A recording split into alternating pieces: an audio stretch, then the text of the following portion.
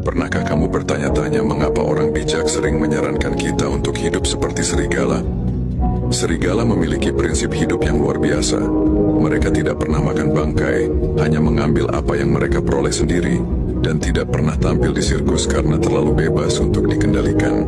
Mereka memiliki aturan tegas seperti tidak kawin dengan ibu atau saudara perempuannya, serta setia hanya pada satu pasangan seumur hidup.